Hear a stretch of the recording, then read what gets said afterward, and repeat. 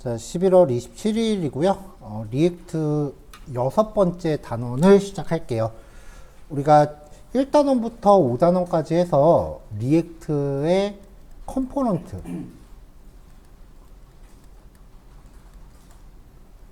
컴포넌트를 구성하는 방법을 살펴봤었는데요.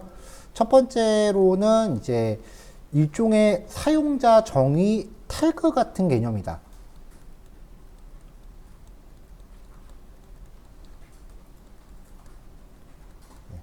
재사용을 목적으로 이제 HTML 태그 덩어리를 자바스크립트 파일로 빼놓고 그거를 마치 내가 만든 태그처럼 쓸 수 있게 해준다.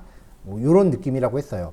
느낌이라고 표현하면 이유는요. 이게 내부적으로는 HTML 태그를 쓰는 게 아니고 JSX라고 하는 그 리액트 전용 문법을 쓰는 거기 때문에 정확하게 태그다라고 얘기하기에는 좀 어폐가 안 맞지만 그게 아무래도 좀 이해하시기 가장 좋을 것 같아서 태그라는 표현을 빌려서 썼고요.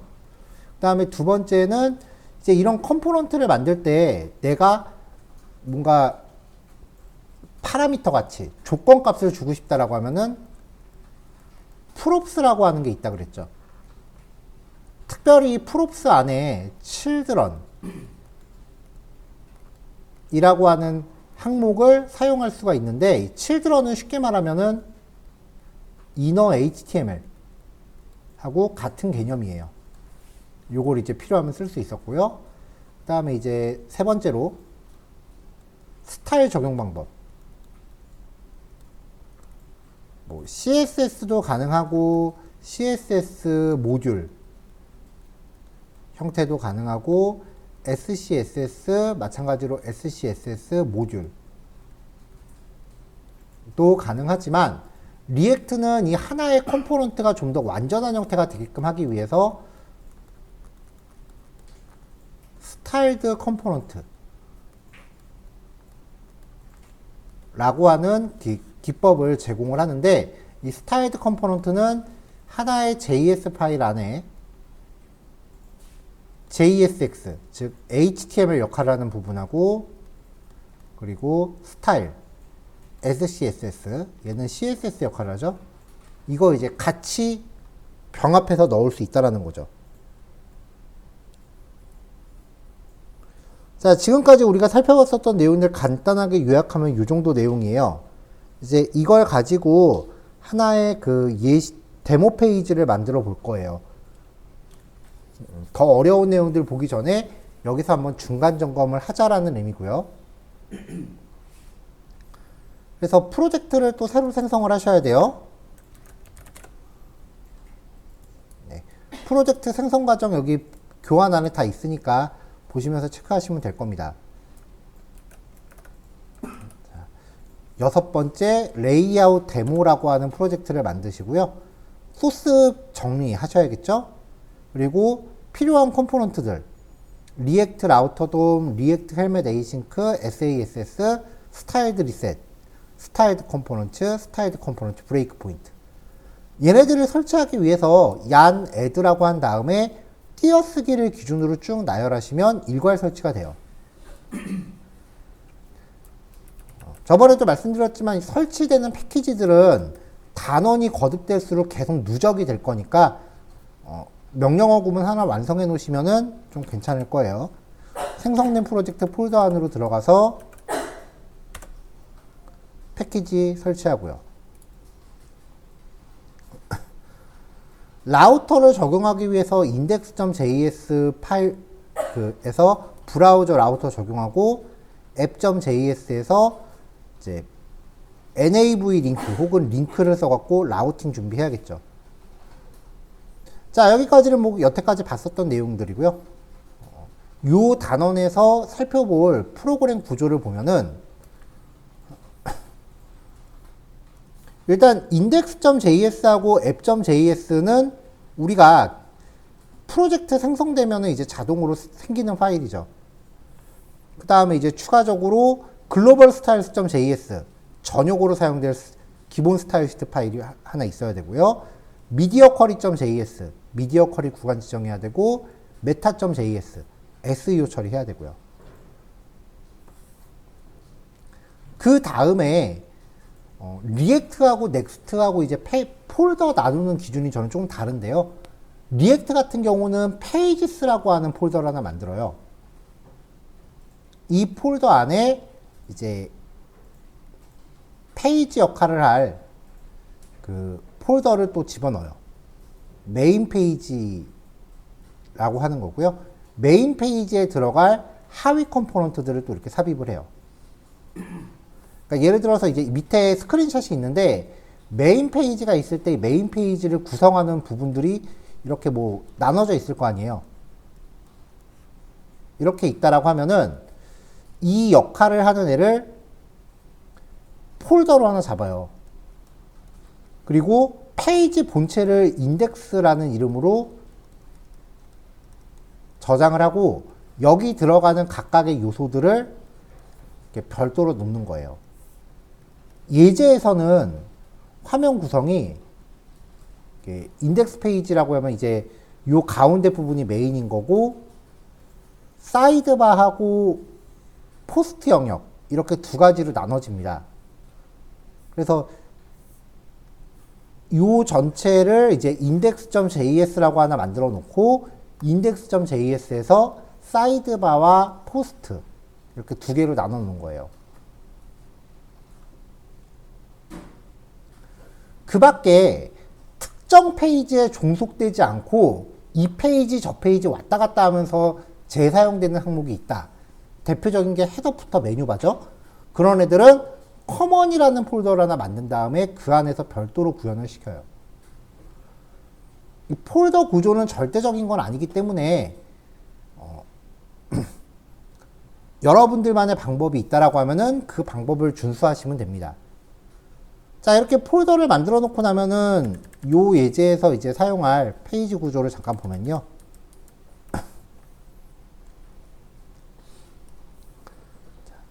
전체적으로 이 화면 전체는 app.js가 담당을 할 거예요. 그리고 사이트의 상단 영역을 위한 header.js 그리고 하단 영역을 위한 footer.js app.js에 일단 header.js가 있을 거고 footer.js가 있을 거고요. 그리고 이 가운데 영역을 라우팅 처리할 겁니다. 그럼 메뉴를 클릭하면 헤더 푸터는 그대로 가고 여기만 계속 바뀌는 거예요. 라우팅 처리하면 라우팅 영역만 바뀌어요.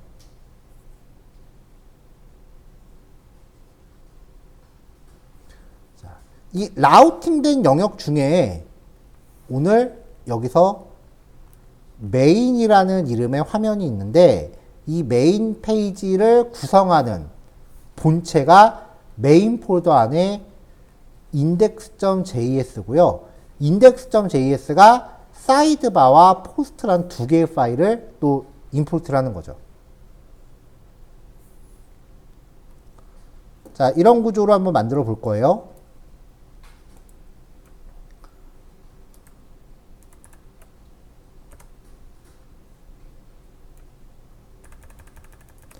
자, 그럼 이제 잠깐 시간을 제가 할애를 할 건데요. 프로젝트를 생성하신 다음에 필요한 패키지 설치하시고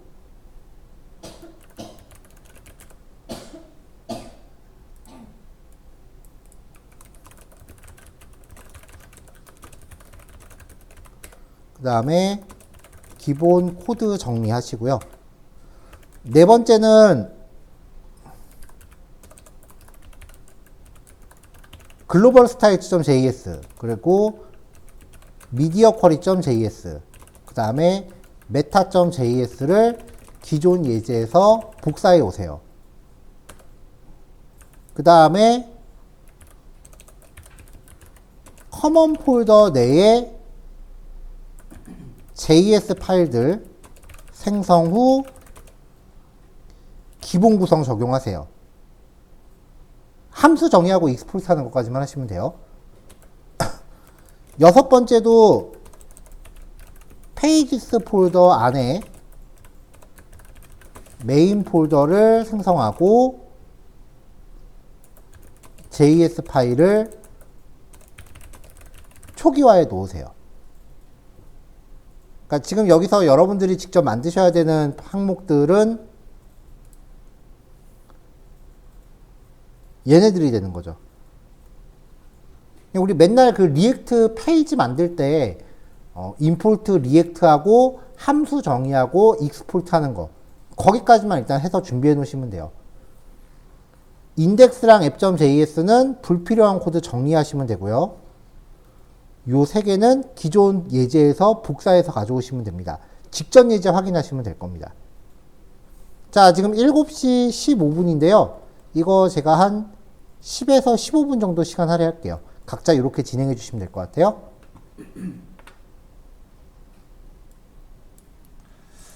자, 프로젝트 초기화를 다 해서 가동을 한 거고, 일단은 소스 코드에 아무런 내용도 없어요. 그래서 실행했을 때 빈 화면만 나오는 거고요. 조금 전에 말씀드린 것처럼 글로벌 인덱 그 다음에 미디어 쿼리 메타는 직접적으로 쓸 건 아니에요. 어떤 역할 하는지 이전 예제에서 다 봤잖아요. 사이트를 만들 때 이런 애들은 기본적으로 들어가줘야 맞는 거니까 일단은 같이 넣어볼게요. index.js 먼저 작업을 할 거예요. index.js에서 일단 제일 먼저 해야 되는 게 이제 SEO 구현을 위한 메타 처리 그리고 글로벌 스타일들 정의하는 거죠. 얘네들을 이제 브라우저 라우터 밑에 이렇게 넣어주면은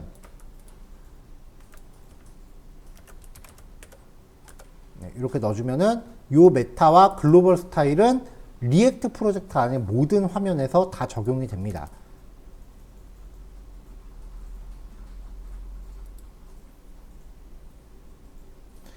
자, 그 다음에 이제 app.js로 넘어가서 여기서 간단하게 헤더하고 푸터만 좀 넣을 거예요.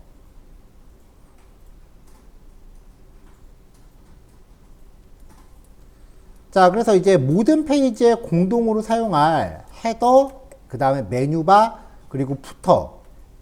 파일을 미리 빈 파일이라도 미리 만들어 놨잖아요.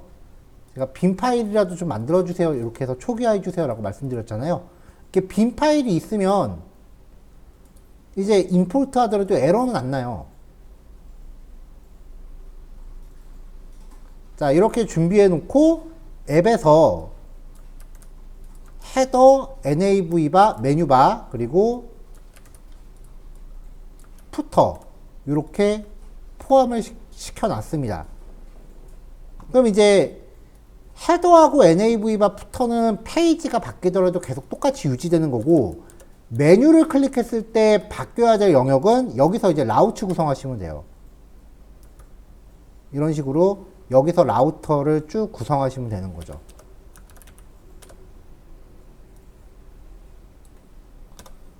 여기서는 메인 페이지만 라우팅을 걸면 되겠죠.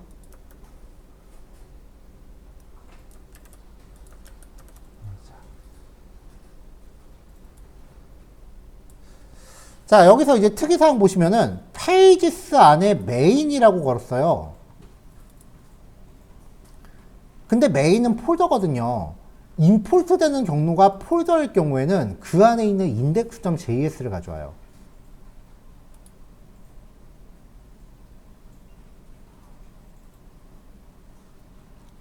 자, 이렇게 구성을 해놓고 간단하게 여기에 페이지들 넣어보면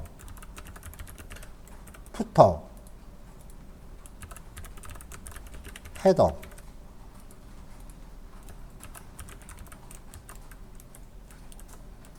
NAV바, 그리고 메인에서도 메인 밑에 index.js 이렇게 각각 영역만 확인할 수 있게끔 H1 태그로 제목만 넣어줬어요. 그리고 app.js에서 이렇게 화면 구성하면은 기본 구조 만들어지는 거죠. 헤더, NAV바, 라우트 처리된 메인 첫 페이지로 지정했죠. 그럼 이제 우리는 메인 폴더까지 임포트 했는데 그 안에 있는 index.js가 들어온 거 확인할 수 있고요. 푸터.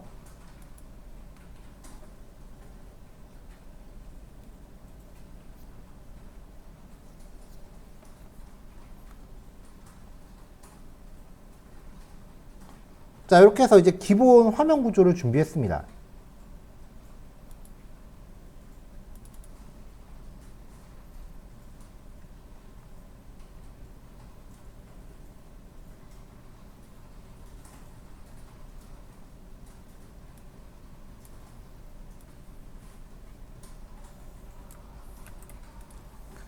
자, 그럼 이제 헤더부터 준비해 볼게요. 헤더 쪽에서는 리액트 참조하고 스타일드 컴포넌트 가져왔고요. 그리고 미디어 쿼리 가져왔어요. 일단 페이지 상단을 구성하기 위해서는 뭐 div 태그로 이렇게 하셔도 되는데 헤더 태그로 준비를 했고요. 이 태그로 이제 화면 전체 영역을 감싸줬습니다.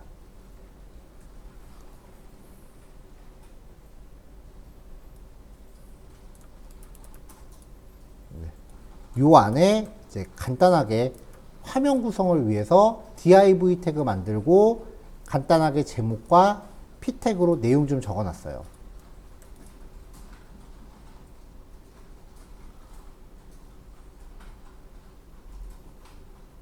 네, 계속 따라오시는 것 같으니까 잠깐 기다릴게요. 빠른가요?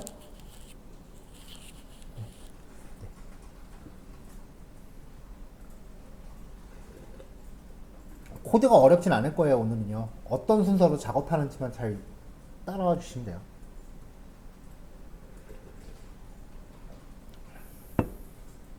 요 레이아웃도 전에 우리가 HTML에서 한번 만들었던 거라서.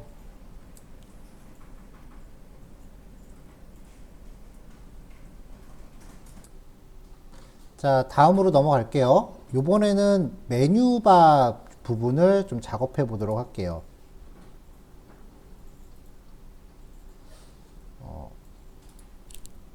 앱.js를 보면은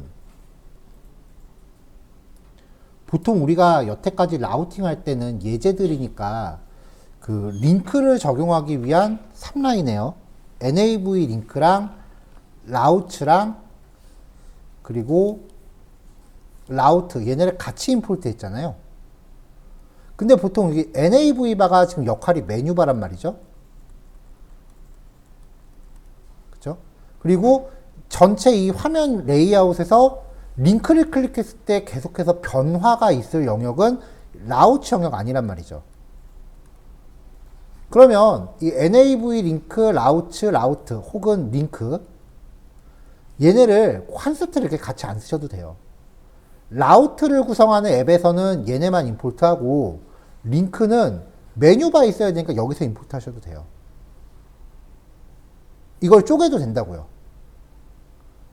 그럼 nav바에서 링크를 클릭하면은 이 라우트 영역이 바뀌는 거예요. 그러니까 앱.js에서 메뉴를 지금 nav바 쪽에 몰아넣을 거니까 앱.js에서 nav 링크가 지금 필요가 없고요. 그리고 메뉴바에서 일단 스타일드 컴포넌트 들어와야죠. 자, 스타일드 컴포넌트 들어와주고 그 다음에 링크를 여기서 참조하는 거죠.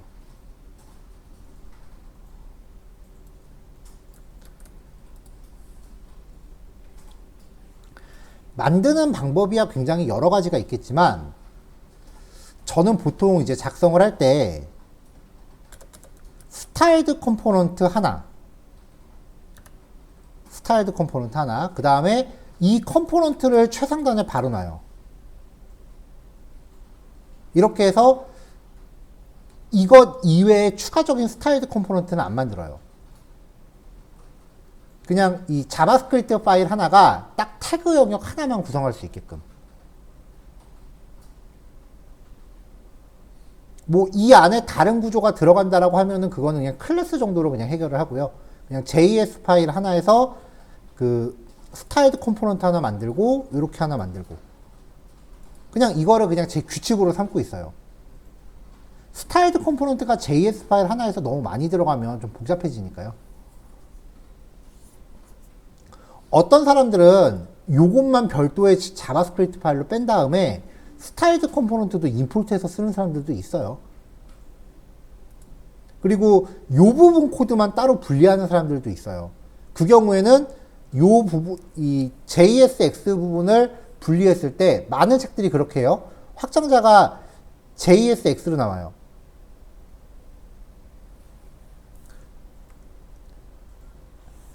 일반적으로 이제 리액트 책에서 제시하는 거랑 자바스크립트는 폴더 구조가 굉장히 자유롭기 때문에 제가 제시해드리는 폴더 구조가 좀 상이할 수도 있어요. 근데 제 나름대로 이렇게 재구성을 한 이유가 파일을 너무 자잘자잘하게 쪼개더라고요. 그게 만들 때는 그게 되게 있어 보이는데 다 만들고 나서 나중에 유지보수 하려고 그러면 되게 정신없거든요.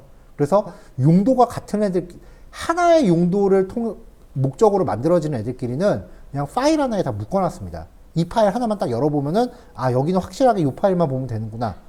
라고 처리할 수 있게끔요. 정답은 아니에요. 그냥 제 스타일이에요.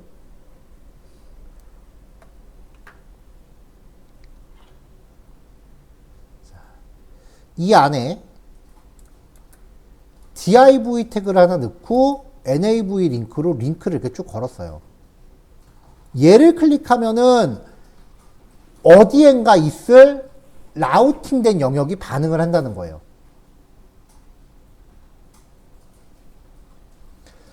div 태그로 묶은 이유는 화면 전체 영역을 따라가면서 배경 처리는 할 거지만 메뉴 자체는 맥시멈 요 정도의 넓이를 제한시키려고 그 컨텐츠 영역의 넓이를 제한할 용도로 div를 하나 넣은 거예요.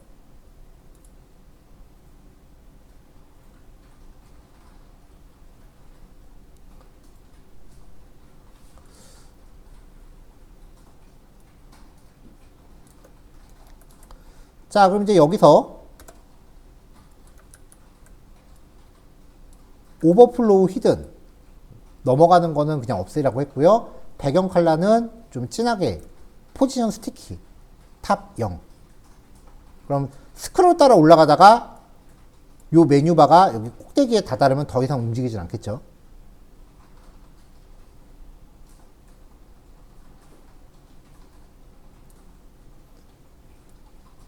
자, 이렇게 해놓고 이 안에 있는 div 태그한테 이 div 태그한테 맥스 위드스를 1200으로 주고요. 마진 오토를 부여합니다.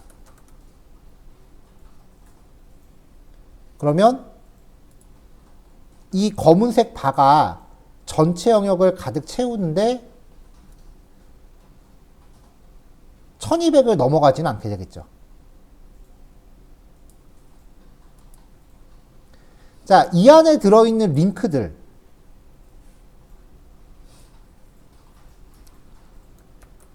div 안에 nav 링크는 결국은 a 태그예요. 이 안에 있는 링크한테 디스플레이 블록 사이즈 줘야 되니까요.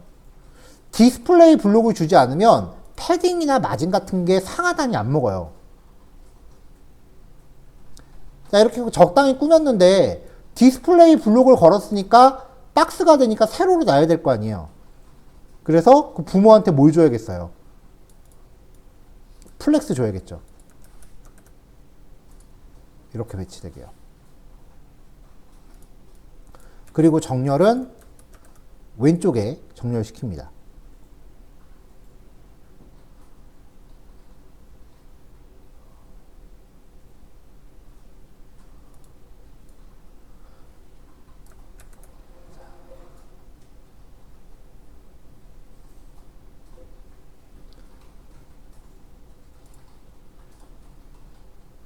자, 이 와중에 이제 A 태그에 반응형을 걸어서요. 스마트폰 사이즈보다 작아질 것 같으면은 글자 크기를 14로 줄여요. 자, 이렇게 있다가 점점 줄어들면은 메뉴의 텍스트 크기가 살짝 줄어드는 거죠. 16에서 14로 줄어든 거예요. 2픽셀밖에 안 돼서 티가 안 날 수도 있을 거예요. 이거를 제가 극단적으로 일단 줄여볼게요. 그러면 모바일에서는 요만했다가 데스크탑에서는 커지는 거죠.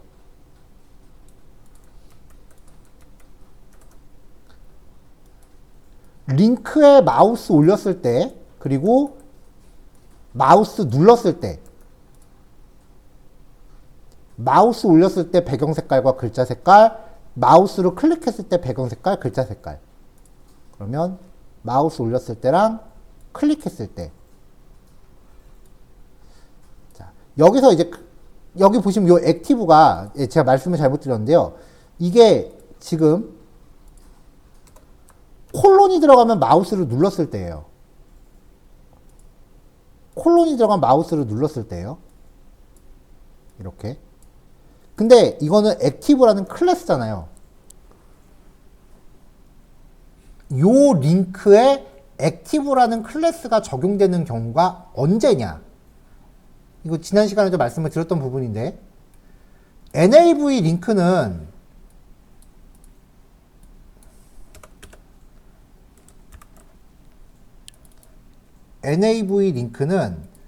지금 여기 노출되고 있는 주소와 지가 갖고 있는 href 주소를 비교해서 나랑 같은 주소네? 라고 하면은 스스로 액티브 클래스를 가져요.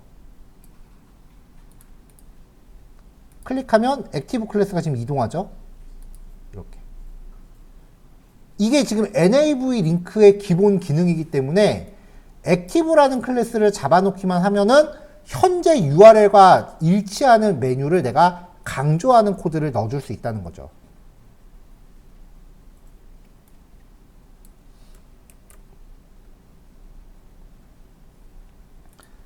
자, 마지막으로요. 라이트라는 클래스를 갖는 애.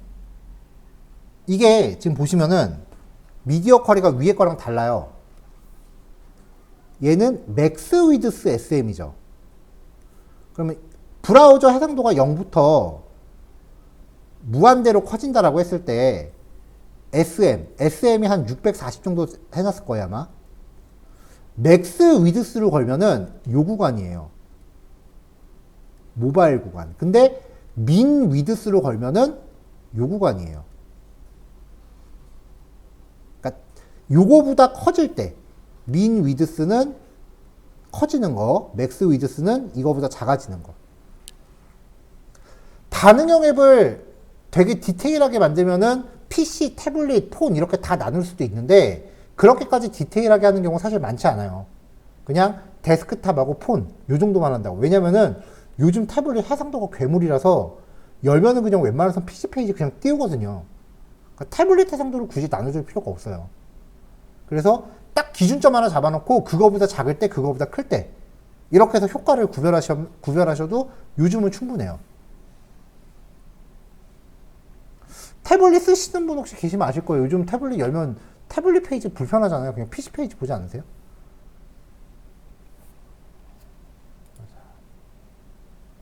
주말에 그 이마트 트레이더스 갔었는데 거기에 갤럭시 탭 9 울트라인가 봤더니 노트북하고 일반 PC하고 구분을 못하겠어요. 그러니까 한편으로는 이걸 사느니 그냥 노트북 사는 게 낫지 않나라는 생각이 들기도 하고 진짜 사용 경험이 똑같아요. 키보드에 그 트랙패드에 화면 터치되는 거 말고는 다 똑같아요. 근데 트랙패드가 있으니까 굳이 화면 터치를 안 하게 되더라고요. 그래서 요즘 반응형 앱 만드실 때는 그냥 모바일 기준으로 잡아서 작아질 때 효과를 줄 건지 커질 때 효과를 줄 건지 그 정도만 구별하시면 됩니다. 자, 여기 보시면은 라이트라는 클래스를 갖는 애가 평상시에는 적용이 안 되다가 SM보다 클 때만 마진 레프트 오토예요. 링크에 마지막 거에 제가 라이트라는 클래스를 줘놨어요. 그러면은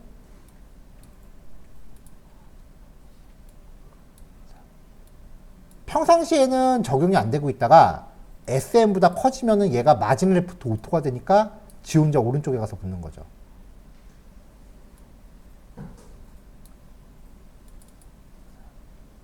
자, 이렇게 해서 메뉴바를 구성을 했고요. 마지막 푸터입니다.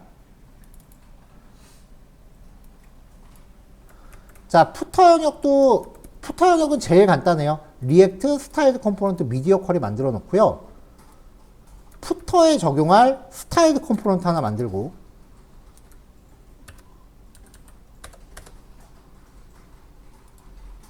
이 스타일드 컴포넌트를 여기 메인에다가 이렇게 적용해 주고요.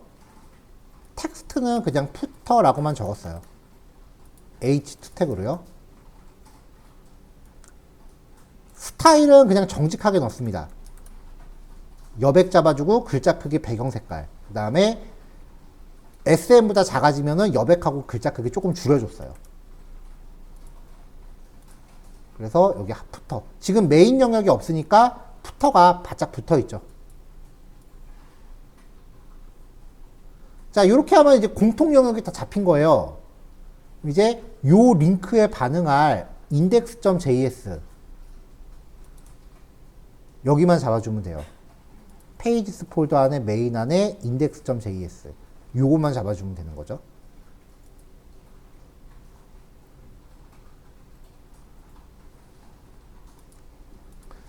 자, 메인에 보면은 포스트 여기는 또 H1 태그로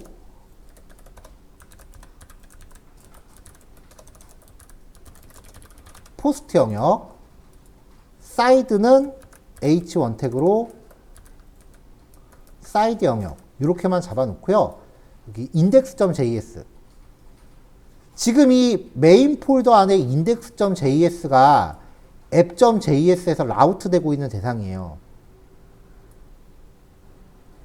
그러니까 nav 바에서 요 링크를 클릭하면 nav 링크가 어디에 있건 그리고 라우트가 어디에 정의되어 있건 nav에서 클릭하면은 라우트에 있는 요 패스가 일치하는 애를 화면에 보여주는 거예요. 요 위치에서. 이게 파일이 서로 막 쪼개져 있어도 상관없어요. URL로 서로 찾는 거기 때문에. 그럼 요 index.js는 이제 뭘 할 거냐? 사이드바하고 포스트 영역 두 개가 있으니까 일단 그 두 개를 참조시키고요. 스타일드 컴포넌트 미디어 쿼리 사이드 포스트 그리고 컨텐트 영역에 대한 스타일드 컴포넌트 정의해서 만들어주고 이 안에 사이드와 포스트를 참조시키면 되죠. 그럼 메인 컨테이너의 역할은 사이드와 포스트를 디스플레이 플렉스 걸어서 가로 배치해 주는 거예요.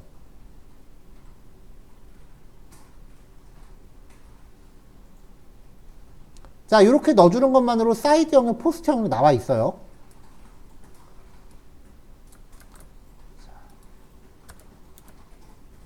자, 여기서 맥스 위드스 1200 주고요. 최대 넓이 제한해 주고요. 내용 영역도 같이 커지면은 좀 볼품 없어요. 가운데 정렬. 그러면 메뉴바 영역이랑 넓이를 공유하죠. 배경 색깔 흰색과 좌우에 회색 테두리를 쳐줍니다.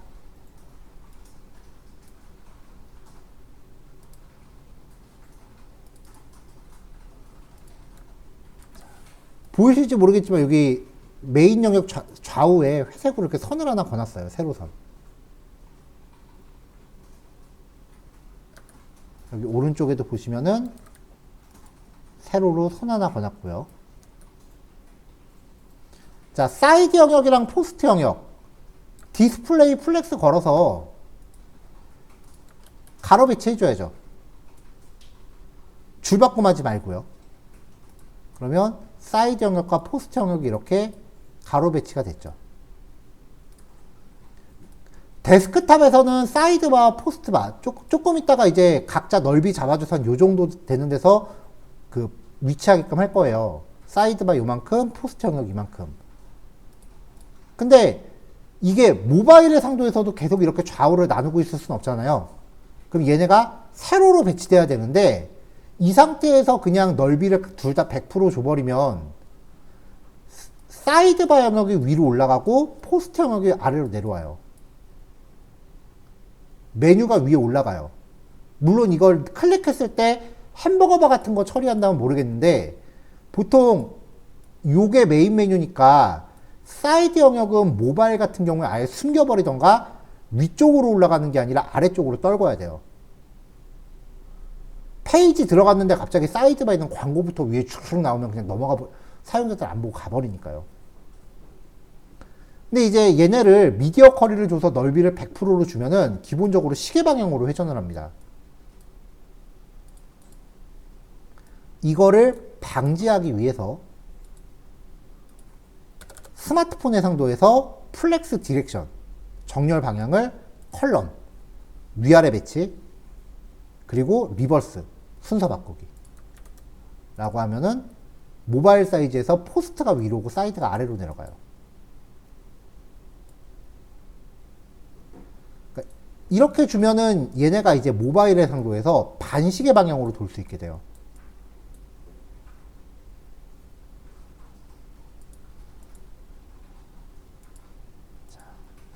자, 여기까지요. 자, 요번 교시에는 이제 nav.js 그리고 footer.js 메인 밑에 index.js까지 완성하시면 될 것 같아요. 자, 마찬가지로 한 20분 정도 마무리 하시고요. 10분 쉬었다가 9시에 뵈면 될 것 같아요.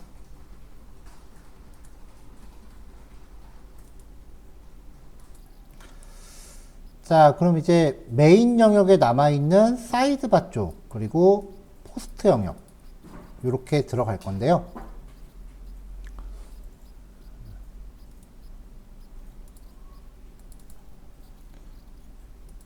자, 완성된 거를 보시면 중간중간에 이렇게 마치 이미지인 양 이렇게 회색 박스가 들어가 있는 거 있거든요. 여기에 매번 이렇게 이미지를 넣기가 좀 애매해서 div 태그를 하나 이렇게 회색 박스를 만들어 놓고요.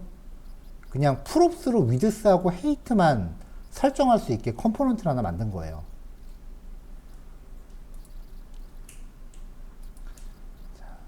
그래서 fake img라고 하는 컴포넌트를 보시면 일단 스타일드 컴포넌트 참조했고요. 가상의 이미지를 만들 거예요. 물론 가상의 이미지를 만드는데 그 이미지 플레이스홀더라고 하는 서비스도 있어요. 근데 기왕이면은 우리가 공부했던 컴포넌트를 좀 써보려고 구성을 한 거고요. 이 fake img 컨테이너를 최상단 태그로 적용을 해줍니다. 이미지를 표시하는 데 있어서 가로랑 세로 크기만 프롭스로 줄 거예요. 그래서 위드스는 항상 100%로 줄 거고요. 헤이트 그리고 칠드런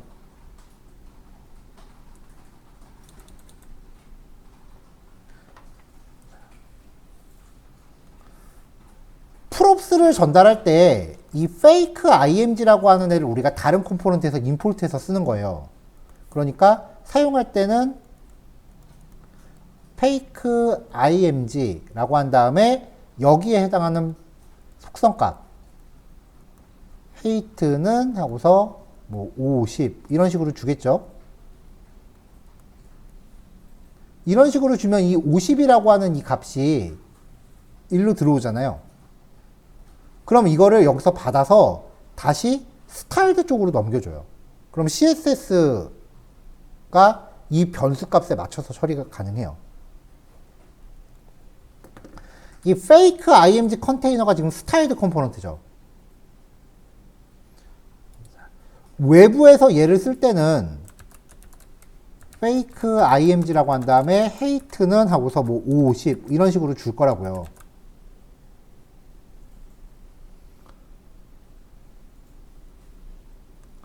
그러면 이 50이라는 값이 1로 들어오잖아요. 요 헤이트 값을 다시 얘한테 설정을 해줘요. 어떻게 설정하냐면은 이런 식이에요. 여기서 헤이트는 한 다음에 요 전달받은 변수를 그대로 걸어줘요. 그러면 현재 이 fake img 컨테이너는 스타일드 컴포넌트죠. 그러니까 외부에서 들어온 이 값이 CSS 쪽으로 전달되는 거예요. 그렇게 하면 내가 CSS에 적용할 값도 외부에서 조절할 수가 있어요.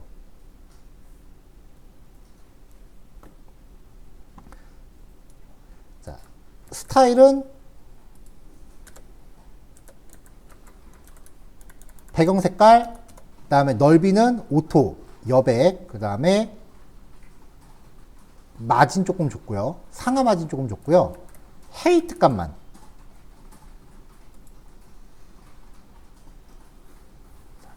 여기서 사용하는 이 프롭스가 얘잖아요. 이 값의 출처가 어딘지를 생각해 보자고요. 요거잖아요. 그럼 요 값의 출처는 아까 페이크 IMG라고 쓸 때 전달하는 프롭스가 되는 거죠.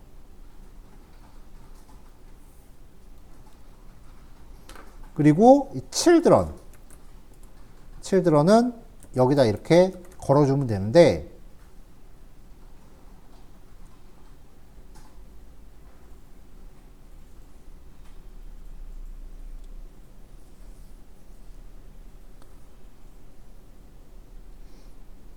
이렇게 만들어 놓으면 이제 얘를 어디에선가 쓰고 싶다.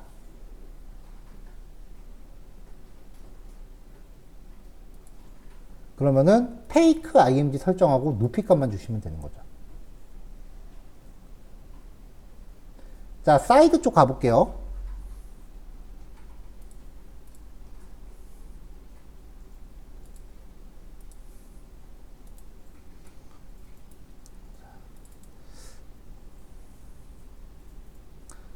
자, 사이드 영역에서도 이제 스타일드 컴포넌트 갖고 오고요.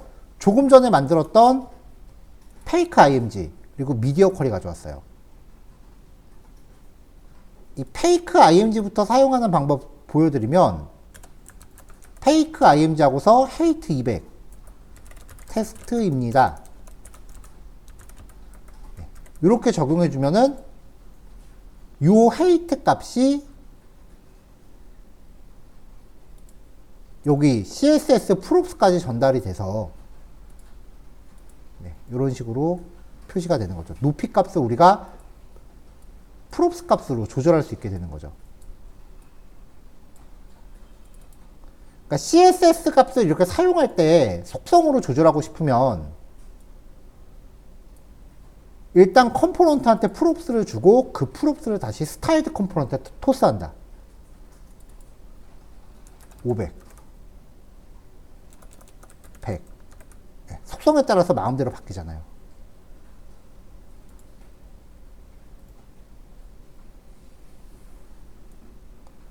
자, 왼쪽에 사용할 사이드바 스타일을 정의합니다. 요 페이크 IMG는 지금 임시로 사용한 거니까 지울게요.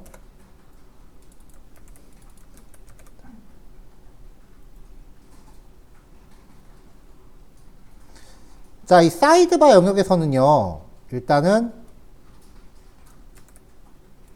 H2 태그로 제목 하나 주고 H3 태그로 서브 제목, 여기는 그냥 편안하게 이것저것 막 꾸며놨다고 생각하시면 돼요. 이미지 하나 넣고 텍스트, 그 다음에 구분선 하나 중간에 넣어주고요. 또 제목, p 태그, 이미지, 줄바꿈 이미지, 줄바꿈 이미지.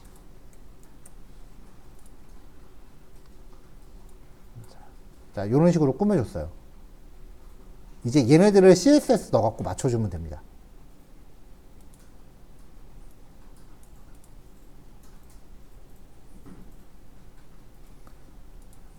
자, 이 div 태그의 일단은 박스 사이징, 보더 박스 부여해서 여백을 줘도 전체 크기에 영향 안 주게 하고요.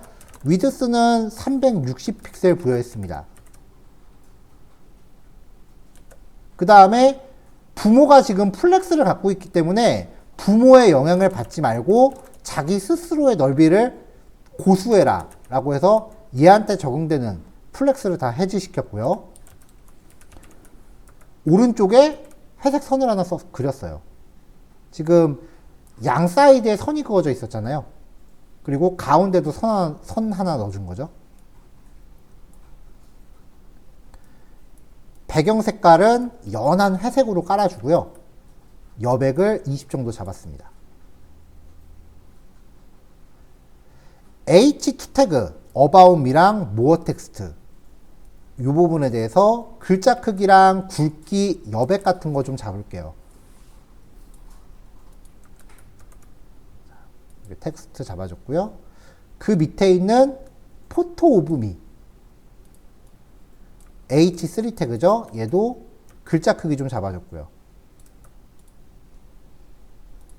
그 다음에 군데군데 P 태그로 텍스트가 있죠.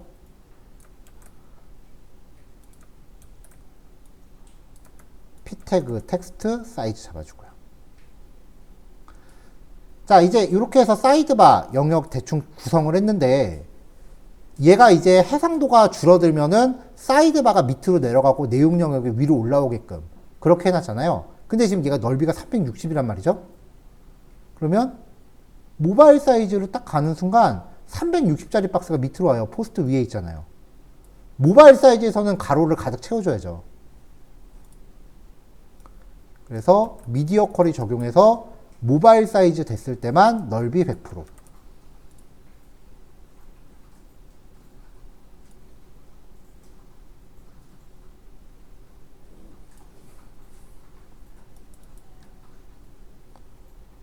자, 마지막으로 포스트 영역이요. 포스트 영역도 스타일드 컴포넌트 가져오고 페이크 이미지, 그 다음에 미디어 쿼리 등장시켰습니다.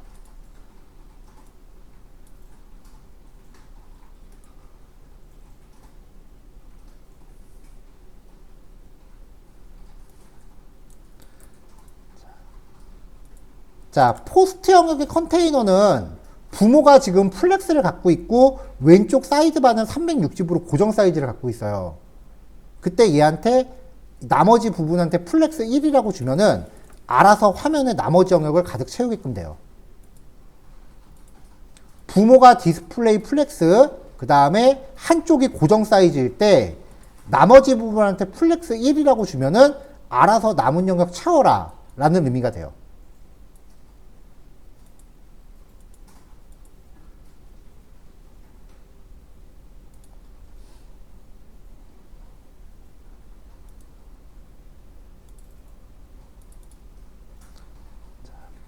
자, 이제 여기 완성된 거 보면은요, 여기서 이제 블로그 글 같은 거를 가정한 거기 때문에 요만큼이랑 요만큼이 좀 똑같은 게 두 번 나오는 거예요.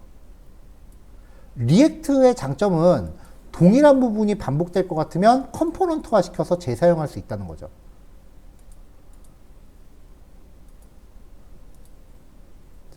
자, 그래서 저 부분에 들어갈 영역만 여기서만 이제 스타일드 컴포넌트를 따로 하나 또 만들었어요.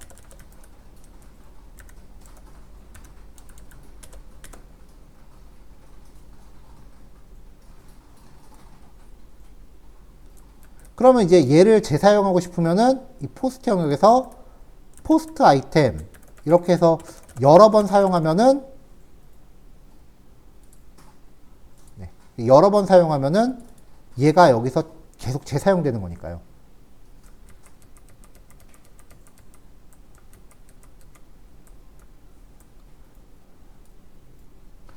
포스트 아이템 안에서는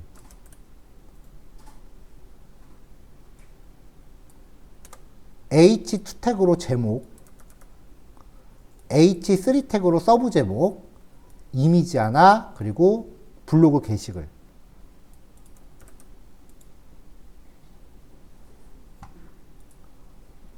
제목, 서브 제목은 뭐 작성일, 이미지, 그 다음에 블로그 게시글. 이렇게 들어가게끔 해놨는데 얘도 지금 모양새가 영 아니니까 CSS 꾸며줘야죠. 자, 포스트 아이템한테 플렉스 01 오토 얘도 역시 가로 영역을 가득 채워라 라고 부여한 거고요. 배경 색깔 흰색 여백 20에 박스 사이징 보더 박스. 여백을 줬으니까 여기 여백이 조금 잡혀 있고요. 그 다음에 제목으로 들어간 타이틀 헤딩. 글자 크기, 굵기, 그 다음에 상하 마진을 좀 줬습니다. H2 태그한테 글자 크기와 굵기, 상하 마진. 타이틀 헤딩 들어갔죠? 그 밑에 있는 H3 태그. 얘도 글자 크기와 굵기, 그리고 상하 마진 줬어요. 폰트 사이즈, 웨이트 이렇게 해서 사이즈 좀 잡아줬고요. 마지막으로 피 태그도 글자 크기랑 굵기 400, 그 다음에 마진 보통을 했으니까 요 사이 간격이 좀 벌어지겠죠. 요 태그들에 대해서 사이즈 잡는 거는 그냥 그때그때 보시면서 적당한 사이즈 부여한다고 생각하시면 돼요.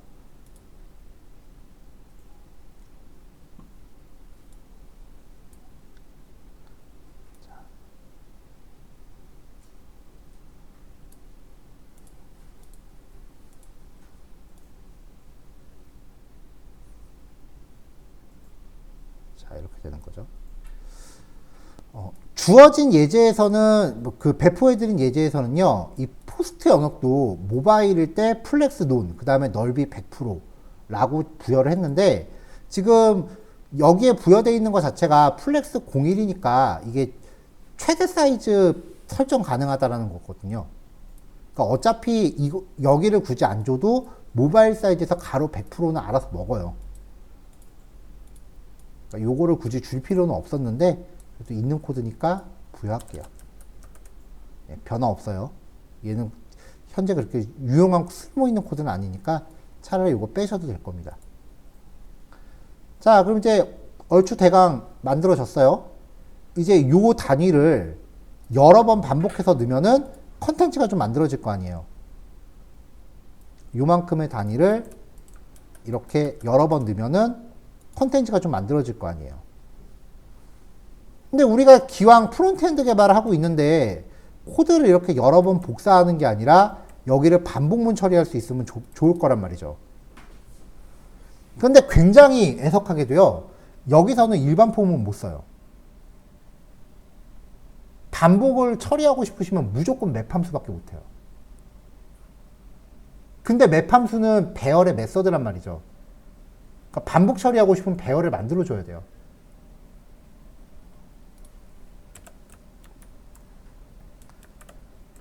자, 자바스크립트 코드 넣고요. 반복하고 싶은 횟수만큼 배열을 만듭니다. 그리고 이 배열에서 맵을 돌려요.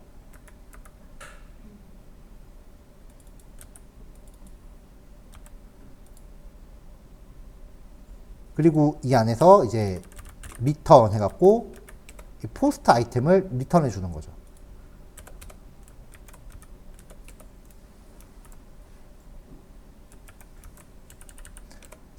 JSX를 사용하면 괄호가 굉장히 복잡해요.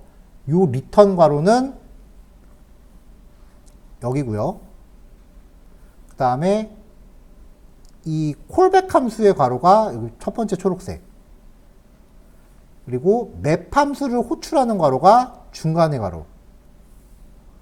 마지막으로 자바스크립트 문법을 표현하는 괄호가 마지막 괄호. 저는 리액트 하면서 이 괄호 짝 맞추는 거 적응하는데 되게 오래 걸렸어요. 아직도 여기는 좀 헷갈리더라고요. 괄호 하는 건. 반복문 안에서 컴포넌트를 쓸 때는 반드시 키 프로퍼티로 넣어줘야죠. 자, 이렇게까지 하면 이제 반복 도는 만큼 항목이 반복돼서 나옵니다.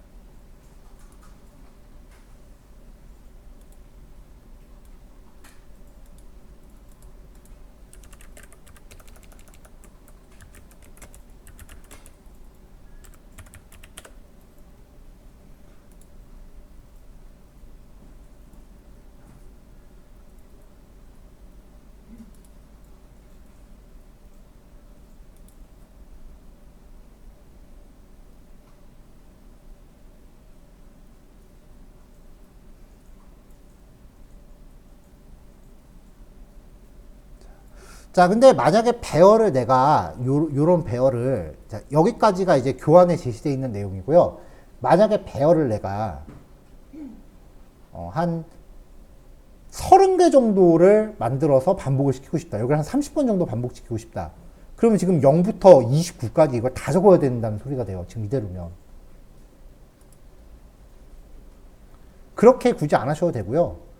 배열의 원소가 뭐가 들어있는 건 중요한 게 아니에요. 일단은 30개의 칸을 갖고 있으면 돼요.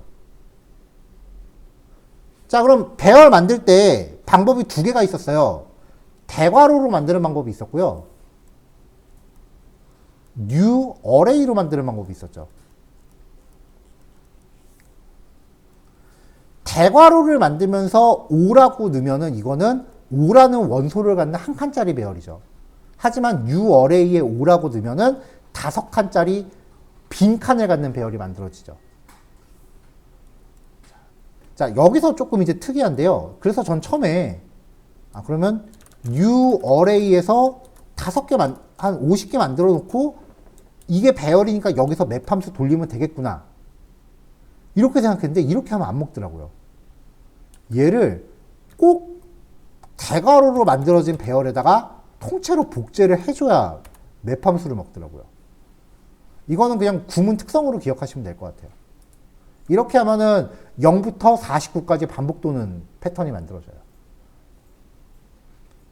그러니까 뭔가 최대한 자바스크립트랑 HTML 섞어서 막 만들어 놓긴 했는데 그걸 좀 억지스럽게 하다 보니까 뭔가 좀 이상한 형태가 가끔 튀어나와요. 괄호 쌍도 좀 너무 지나치게 괄호가 많이 들어간다는 느낌도 있고요. 이거 같은 경우는 제 생각에 약간 억지스럽다라고 느껴지는데 뭐 원하는 결과 나오니까 되네 하고 넘어간 거죠. 이렇게 하면 50개의 반복을 수행할 수 있어요.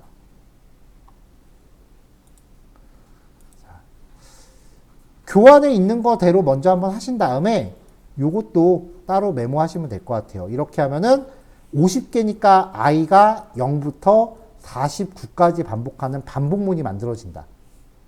요거는 지금 배포 자료에 없으니까 따로 정리하시면 되겠습니다.